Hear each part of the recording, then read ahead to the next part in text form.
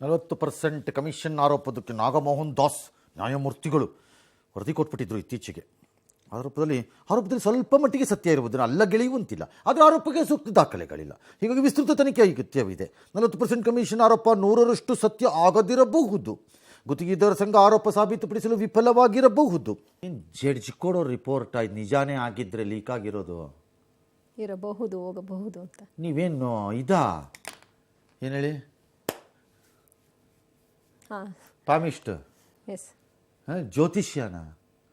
ಈ ಸಮಿತಿ ಕೊಟ್ಟಿರುವ ವರದಿ ಸತ್ಯ ಇರಬಹುದು, ಸತ್ಯ ಇಲ್ಲದೆಯೂ ಇರಬಹುದು. ಈ ಸಮಿತಿ ಪ್ರಭಾವಿತವಾಗಿರಬಹುದು, ವಾಗದೆಯೂ ಇರಬಹುದು.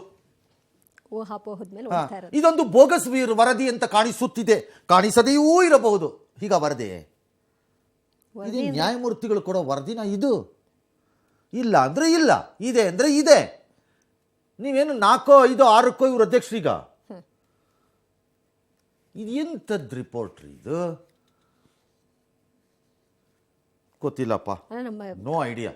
ನಮ್ಮ ಆರೋಪಕ್ಕೆ ಎಲ್ಲ ದಾಖಲೆ ಇದೆ ಅಂತ ಇಲ್ಲಿವರೆಗೂ ಹೇಳ್ಕೊಂಡು ಓಡಾಡೋದಾದ್ರೂ ಕೊಡ್ಬೇಕಲ್ವಾ ಸರ್? ಎಡಮುರಿ ಕಟ್ಟಿ ಕೇಳ್ಕೊಂಬಂದು ವಿಧಾನಸೌಧದ ಮುಂದೆ ನೇಣಾಕ್ಬೇಕಂತ ಅವ್ರಿಗೀಗ. ಸುಮ್ಮನೆ ಮೊಳ ನೇಯ್ದಂಗೆ 3 ಮೊಳನ ನೇಯ್ದುಬಿಟ್ಟು ತಂತಂದು ವರದಿ ಅಂತ ಇಷ್ಟು ತಪ್ಪ ಪುಸ್ತಕ ಮಾಡಿಬಿಟ್ಟು ಕೆಲಸಕ್ಕೆ ಬರ್ದಿರೋ ಪೇಜ್ ಎಲ್ಲ ತುಂಬಿಬಿಟ್ಟು ಕೊಟ್ಬಿಡೋದು. No, I am surprised. How can persons who have delivered such responsibilities in judiciary ಈ ಥರ ರಿಪೋರ್ಟ್ಸ್ ಕೊಡ್ತೀವಿ ಅಂತಂದರೆ either it should be specific or it should be dismissed. ಅಡ್ಗೋಡೆ ಮೇಲೆ ದೀಪ.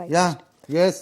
ಅತಿ ದೊಡ್ಡ ಟಾರಿಫ್ ವಾರ್ಗೆ ಅಮೆರಿಕ ಮುನ್ನುಡಿ ಬರೆಯುವ ಕ್ಷಣಗಳಿಗೆ ಕೌಂಟ್ ಡೌನ್ ಶುರುವಾಗಿದೆ. ಭಾರತೀಯ ಕಾಲಮಾನ ಮಧ್ಯರಾತ್ರಿ 1:30ಕ್ಕೆ ಸರಿಯಾಗಿ ಭಾರತ ಸೇರಿ ಜಗತ್ತಿನ ಹಲವು ದೇಶಗಳ ಮೇಲೆ ಪ್ರತೀಕಾರ ಸುಂಕ ವಿಧಿಸುವ ಬಗ್ಗೆ ಟ್ರಂಪ್ ಘೋಷಣೆ ಮಾಡಲಿದ್ದಾರೆ. ಟ್ರಂಪ್ ನಿರ್ಧಾರ ಪ್ರಕಟವಾಗುವ ಮೊದಲೇ ಅಮೆರಿಕದ ಎಲ್ಲ ಉತ್ಪನ್ನಗಳ ಮೇಲಿನ ಹೆಚ್ಚುವರಿ ಸುಂಕವನ್ನು ಇಸ್ರೇಲ್ ತಕ್ಷಣದಿಂದಲೇ ರದ್ದನ್ನು ಮಾಡಿದೆ. ಇನ್ನು ಟ್ರಂಪ್ ಟಾರಿಫ್ ಘೋಷಣೆ ಭಾರತದ ಮೇಲೆ ಯಾವ ರೀತಿ ಪರಿಣಾಮ ಬೀರಬಹುದು ಅನ್ನೋ ಚರ್ಚೆ ಇದೆ. ಭಾರತದ ಫಾರ್ಮಾ ಕಂಪನಿಗಳ ಲಾಭದಲ್ಲಿ 10% ಕಡಿಮೆ ಆಗಬಹುದು ಅಂತ ಅಂದಾಜು. ಟ್ರಂಪ್ ಟಾರಿಫ್ ನೀತಿಯಿಂದ ವಿಶ್ವ ಮಟ್ಟದಲ್ಲಿ $1.4 ಟ್ರಿಲಿಯನ್ ನಷ್ಟವಾಗಬಹುದು. ಅಮೆರಿಕಾಗೆ 50 ಲಕ್ಷ ಕೋಟಿ ಲಾಭ ಆಗಬಹುದು ಅಂತ ತಜ್ಞರು ಅಂದಾಜಿಸುತ್ತಿದ್ದಾರೆ. ಸರಿ, ಮಾಡ್ಲಿ ಆಮೇಲೆ ನೋಡ. ಇನ್ನು ಮೇಲಿಂದ ಮೇಲೆ ಬೆಲೆ ಏರಿಕೆ ಶಾಕ್ ಕೊಡ್ತಾ ಇರುವ ರಾಜ್ಯ ಕಾಂಗ್ರೆಸ್ ಸರ್ಕಾರದ ವಿರುದ್ಧ ಬಿಜೆಪಿ ಅಹೋರಾತ್ರಿ ಪ್ರತಿಭಟನೆಯನ್ನು ಶುರು ಮಾಡಿಕೊಂಡಿದೆ. ಫ್ರೀಡಂ ಪಾರ್ಕ್ನಲ್ಲಿ ನಡೀತಾ ಇರೋ ಹೋರಾಟದಲ್ಲಿ ಬಿಜೆಪಿ ಅಧ್ಯಕ್ಷ ವಿಜಯೇಂದ್ರ ಯಡಿಯೂರಪ್ಪ, ಅಶೋಕ್ ಸೇರಿ ಬಿಜೆಪಿಯ ಪ್ರಮುಖರು ಪಾಲ್ಗೊಂಡಿದ್ದಾರೆ. ಸರ್ಕಾರದ ವಿರುದ್ಧ ದರ ಏರಿಕೆಯ ಚಾರ್ಜ್ ಶೀಟ್ ಅನ್ನು ಬಿಡುಗಡೆ ಮಾಡಿದ್ದಾರೆ. ನಾಳೆ ಬೆಳಗ್ಗೆವರೆಗೂ ಕೂಡ ಈ ಪ್ರತಿಭಟನೆ ನಡೆಯುತ್ತೆ. ಬಿಜೆಪಿ ಪ್ರೊಟೆಸ್ಟ್ಗೆ ಕಾಂಗ್ರೆಸ್ ಡೋಂಟ್ ಕೇರ್ ಅಂತ ಹೇಳಿದೆ. ಇನ್ನು ಈ ಮಧ್ಯೆ ನೀರಿನ ದರ ಹೆಚ್ಚಿಸುವ ಸುಳಿವನ್ನು ಡಿಸಿಎಂ ಕೊಟ್ಟರು. ಕಸದ ಸೆಸ್ ಕಾನೂನು ಕೇಂದ್ರದವರೇ ಮಾಡಿದ್ದು ಅಂತ ಕೂಡ ಹೇಳಿದ್ರು. ಅತ್ತ ದೇಶದಲ್ಲಿ 900 ಔಷಧಿಗಳ ಬೆಲೆ ಹೆಚ್ಚಳ ಖಂಡಿಸಿ ಬಂಗಾಳದಲ್ಲಿ ಸಿಎಂ ಮಮತಾ ಬ್ಯಾನರ್ಜಿ ಪ್ರತಿಭಟನೆಯನ್ನ ಕರೆ ಕೊಟ್ಟಿದ್ದಾರೆ. 60%ರವರೆಗೂ ಬೆಲೆ ಹೆಚ್ಚಳ ಸರಿಯಲ್ಲ, ಇದನ್ನ ಹಿಂಪಡಿಬೇಕು ಅಂತ ಕೇಂದ್ರವನ್ನ ಆಗ್ರಹಿಸಿದ್ದಾರೆ. ಸರ್ಕಾರ ಕರ್ನಾಟಕ ರಾಜ್ಯದಲ್ಲಿ ನಾವು ತಂದಿದ್ದೇವೆ ಅಂತ ಹೇಳಿ ತಲೆ ಚಚ್ಕೊಳ್ತಕ್ಕಂಥ ಪರಿಸ್ಥಿತಿ ನಿರ್ಮಾಣ ಆಗಿದೆ.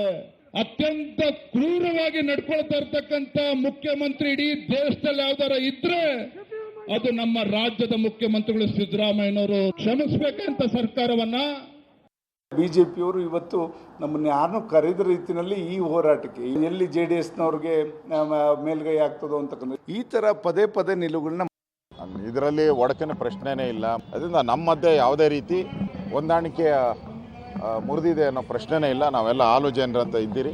ನಾನು ವಿದ್ಯುತ್ ಬೆಲೆ ಕಡಿಮೆ ಮಾಡಿದೆ ಕೆಲವು ಭಾಗಕ್ಕೆ. ಇವತ್ತು ನೀರಿನ ಬೆಲೆ ಅದು ಕೂಡ ವಿಧಿನೇ ಇಲ್ಲ, ನಾವು ಹೇರಿಸಲೇಬೇಕಾಗಿದೆ. ಕಸ ನಾವಲ್ಲ, ಅವರೇ ಮಾಡಿರುವಂಥ ಕಾನೂನು. ಸೆಂಟ್ರಲ್ ಗೌರ್ಮೆಂಟು ಇಡೀ ದೇಶಕ್ಕೆ ಇನ್ಸ್ಟ್ರಕ್ಷನ್ ಕೊಟ್ಟವ್ರೆ. ಇವರು ಕೂಡ 2022ರಲ್ಲೇ ಮಾಡಿದ್ದಾರೆ. ಸೆಂಟ್ರಲ್ ಗೌರ್ಮೆಂಟ್ ಹೇಳಿದ್ದು ಬೇರೆ ಎಲ್ಲ ಕೇಳಕ್ಕೆ ರೆಡಿ ಇಲ್ಲದೆ ಇರೋ DK ಶಿವಕುಮಾರ್ ಮತ್ತು ಸಿದ್ದರಾಮಯ್ಯ ಇದನ್ನ ಯಾಕಪ್ಪ ಪಟ್ ಅಂತ ಕೇಳ್ತೀರಿ? ಮತ್ತೆ ನಿಮ್ಮಂತ ಸಿರಿವಂತರು, DK ಅಷ್ಟು ಸಿರಿವಂತರು ಇನ್ಯಾರು ಇದ್ದಾರಾ? ಕರ್ನಾಟಕದಷ್ಟು ಸಿರಿವಂತಿಕೆ ಇನ್ಯಾರಿಗಾರು ಇದೆಯಾ? ಬಿಟ್ಬಿಡಿ ನೋಡೋಣ.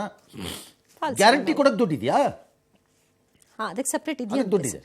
ಹಂಗೆಲ್ಲ ಹೇಳಬಾರ್ದು. DK ಹೀಗೆ ಹೇಳಬೇಕಿತ್ತು. ಮಾಡ್ಲಿ ಬ್ರದರ್ಸ್ ಎಲ್ಲ ಶಾಮಿಯಾನ ಹಾಕ್ಕೊಡ್ತೀನಿ, ಊಟ ಕಳಿಸ್ಕೊಡ್ಲಾ,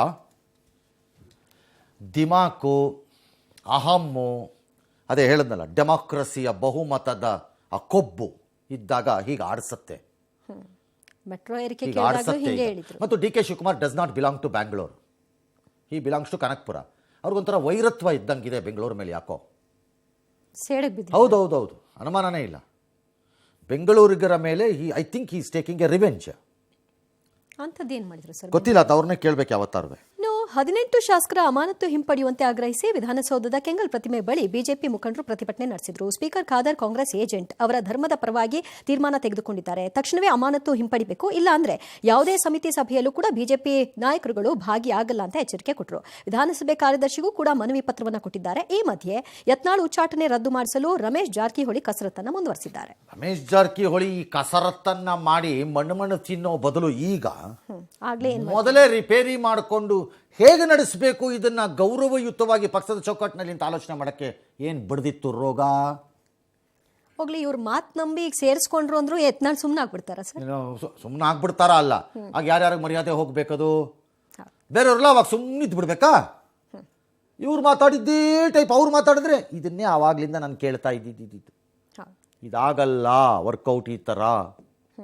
ಇನ್ನು ಕಾಂಗ್ರೆಸ್ನವರು ಆ ಕಾದರ್ದಕ್ಕೆ ಬಿಜೆಪಿ ಮುಖಂಡರ ಆರೋಪಗಳಿಗೆ ಕಾಂಗ್ರೆಸ್ ತಿರುಗೇಟು ಕೊಟ್ಟಿದೆಯಂತೆ. ಏನು ತಿರುಗೇಟು ನಿಮ್ಮ ಹತ್ರ ಇರೋದು? ಮಣ್ಣು ಯಾವ ತಿರುಗೇಟು ರೀ? ಲಜ್ಗೆಟ್ ಅವ್ರು ತೊಗೊಂಬಂದು ಅಸೆಂಬ್ಲಿ ನಡೆಸೋ ರೀತಿನ 6 ತಿಂಗಳು 8 ತಿಂಗಳೆಲ್ಲ. Speaker has to be generous, speaker has to be considerate.